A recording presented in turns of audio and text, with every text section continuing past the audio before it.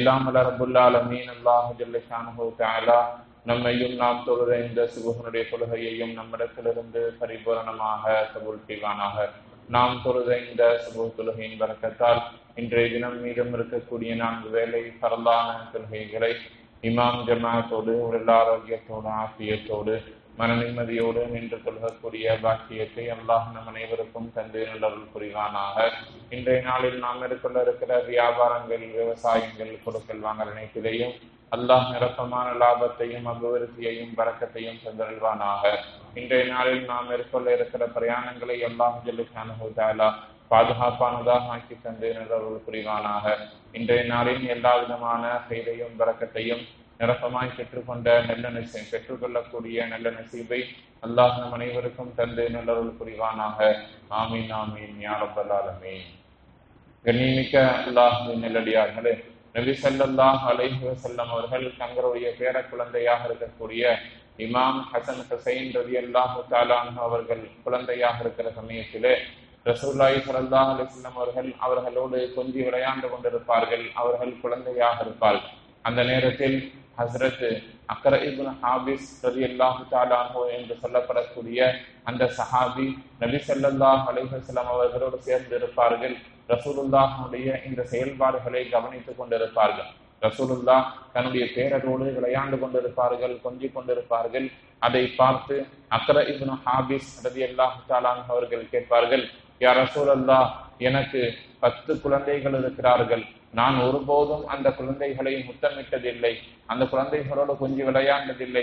ஆனால் நீங்கள் இவ்வளவு பெரிய மனிதராக இருந்து, இவ்வளவு வயதானவராக இருந்து, இவ்வளவு பொறுப்புள்ளவராக இருந்து குழந்தைகளோடு நீங்கள் விளையாண்டு கொண்டிருக்கிறீர்களே, அவர்களை முத்தமிடுகிறீர்களே, அவர்களோடு விளையாடுகிறீர்களே, கொஞ்சுகிறீர்களே என்று கேட்ட பொழுது நபி ஸல்லல்லாஹு அலைஹி வஸல்லம் மிக கவனமாக அந்த அக்ர இப்னு ஹாபிஸை பார்த்துவிட்டு சொல்லுவார்கள், அல்லாஹ் உங்களுடைய மனதில் இரக்கத்தை எடுத்து விட்டான். மல்லா யர்ஹமு லா யுர்ஹமுன்னு சொல்லுவான். யார் இரக்கம் காட்டவில்லையோ அவர் இரக்கம் காட்டப்பட மாட்டார் என்பார்கள் நபி ஸல்லல்லாஹு அலைஹி வஸல்லம். ஜவாமிஉல் கலீம் என்று சொல்லப்படக்கூடிய அடர்த்தியான வார்த்தைகளில் ஒரு வார்த்தை தான் இந்த வார்த்தை மல்லா யர்ஹம் லா யுர்ஹம் என்பது.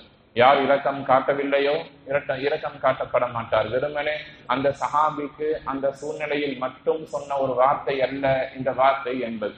இது வாழ்க்கையின் எல்லா இடத்திலேயும் பொருந்தும். இந்த வார்த்தையின் அடிப்படையில் நீங்கள் இதனுடைய கருத்தை எப்படி வேண்டுமானாலும் மாற்றி பார்த்தால் எல்லா இடத்திலேயும் இந்த வார்த்தை நமக்கு பயன் தரும்.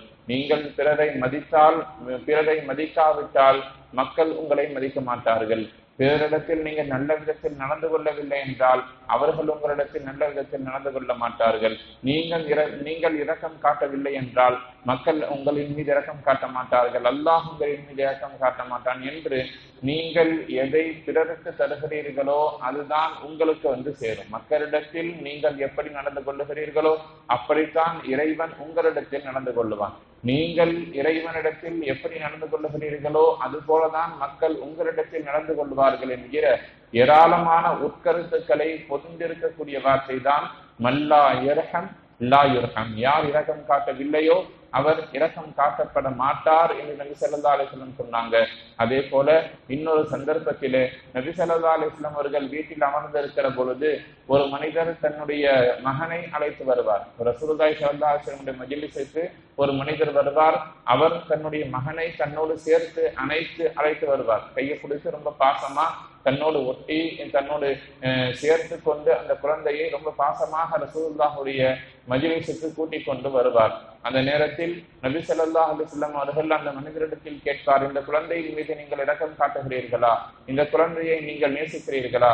இவரின் மீது நீங்கள் பாசமாக இருக்கிறீர்களா என்று கேட்பார்கள். அந்த சஹாபி சொல்லுவார், ஆம் யா ரசூலல்லாஹ், இவன் என்னுடைய பாசமான குழந்தை, இவர் என்னுடைய பாசமான மகன் என்று சொன்ன பொழுது நபி ஸல்லல்லாஹு அலைஹி வஸல்லம் அந்த நேரத்திலேயும் அந்த சஹாபிக்கு நல்ல ஒரு உபதேசத்தை சொல்லுவார்கள். அல்லாஹு ஜல்ல ஷானஹு தஆலா இவரை விட உங்களிடத்தில் நேசமாக இருக்கக்கூடியவன். நீங்கள் இந்த குழந்தையிடத்திலே எப்படி இவ்வளவு பாசமாக இருக்கிறீர்களோ அதை விட அல்லாஹ் உங்களிடத்தில் நேசமாகவும் பாசமாகவும் இருக்கிறான் என்று நபி ஸல்லல்லாஹு அலைஹி வஸல்லம் அவர்கள் சொல்லுவார்கள். இந்த ஹதீஸ் ஏற்கனவே மேலே சொன்ன அந்த இமாம் ஹசன் ஹுசைன் ரலியல்லாஹு அன்ஹுடைய விஷயத்தில மல்லா யர்ஹம் லா யர்ஹம் என்று சொன்ன இந்த இரண்டு ஹதீஸையும் நாம் வேறு வேறு விதமாக யோசித்து பார்க்கிறோம். அதாவது உங்களுடைய குழந்தைகளிடத்தில் நீங்கள் பாசமாகவும் நேசமாகவும் நடந்து கொள்ளுங்கள், அதே நேரத்தில் பிறரிடத்திலேயும் பாசத்தோடும் நேசத்தோடும் நடந்து கொள்ளுங்கள். நபி ஸல்லல்லாஹு அலைஹி வஸல்லம் அவர்களை மக்கள் அனைவரும் நேசித்ததற்கான காரணம் என்ன என்று கேட்கிற பொழுது அல்லாஹ் குர்ஆன்ல சொல்வான், வலவ் குன்த ஃபல்லன் கலீதல் கல்பி லன் ஃபல்லூ மின் ஹவ்லிக, நீங்கள் கடுகடுத்த முகம் உடையவராக இருந்திருந்தீர்கள் என்று சொன்னால் மக்கள் உங்களை விட்டும் விரண்டோடி இருப்பார்கள்.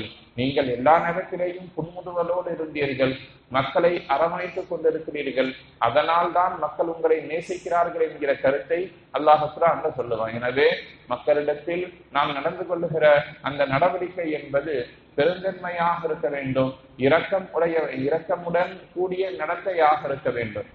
நபி ஸல்லல்லாஹு அலைஹி வஸல்லம் அவர்கள் வேறொரு ஹதீஸ்ல சொல்லுவாங்க, லைஸ மின்னா மல்லம் யர்ஹம் சபீரனா வலம் யுவக்கிர் கபீரனா, நம்மில் சிறுவர்களிடத்திலே யார் இரக்கத்தோடு நடந்து கொள்ளவில்லையோ, பெரியவர்களிடத்தில் யார் கண்ணியத்தோடு நடந்து கொள்ளவில்லையோ அவர் நம்மை சார்ந்தவர் அல்ல என்று நபி ஸல்லல்லாஹு அலைஹி வஸல்லம் அவர்கள் சொல்லுகிறார்கள். எனவே இரக்க குணம் என்பது பொறுப்புதாரிகளிடத்திலேயும் இருக்க வேண்டும், ஆட்சியாளர்களிடத்திலேயும் இருக்க வேண்டும், ஒவ்வொரு தனிநபரிடத்திலேயும் அந்த குணம் இருக்க வேண்டும். குடும்பத்தார்களோடு, மனைவி மக்களோடு, பேர குழந்தைகளோடு, அண்டை வீட்டார்களோடு, சமூகத்தோடு எல்லா இடத்திலேயும் இணக்கமாகவும் இரக்கமாகவும் நாம் நடந்து கொள்ள வேண்டும். அது நம்மின் மீதான கண்ணியத்தையும் உயர்த்தி காட்டும். அதே நேரத்தில் மக்களோடு நாம் இணக்கமாக இரக்கமாக நடந்து கொள்ளுகிற பொழுது அல்லாஹும் நம்மின் மீது இறக்கப்படுகிறார். ஏற்கனவே அந்த ஆயத்தில் நாம் சொன்னதை போல, அந்த ஹதீஸில் நாம் எடுத்து காட்டியதை போல, நாம் மக்களிடத்தில் எப்படி இணக்கமாக இரக்கமாக நடந்து கொள்ளுகிறோமோ அப்படித்தான் அல்லாஹ் நம்மை நடத்துவான். நாம் மக்களிடத்தில் கடுகடுப்பாக வெறுப்பாக நடந்து கொண்டு விட்டு அல்லாஹிடத்தில் கையேந்தி துஆ கேட்கிற பொழுது அந்த துஆ நமக்கு பயன் தராது. அல்லாஹ் நம் மீது இறக்கப்பட வேண்டும் என்று சொன்னால் நாம் மக்களிடத்தில் நல்ல முறையில் நடந்து கொள்ள வேண்டும் என்பதைத்தான் மேலே சொன்ன இந்த வசனமும் ஹதீசுகளும் நமக்கு பாடமாக சொல்லித் தருகிறது. இல்லாமல் ரப்புல் ஆலமீன் அல்லாஹ் ஜல்ல ஷானஹு தஆலா வாழும் காலங்களில் பிற மக்களின் உணர்வுகளை மதித்து சிறியவர்களின் மீது அன்பு செலுத்தி பெரியவர்களுக்கு கண்ணியம் செலுத்தி வாழக்கூடிய நல்லதொரு மக்களாய் நம் அனைவரையும் ஆக்கி நல்லதொரு புரிவானாக.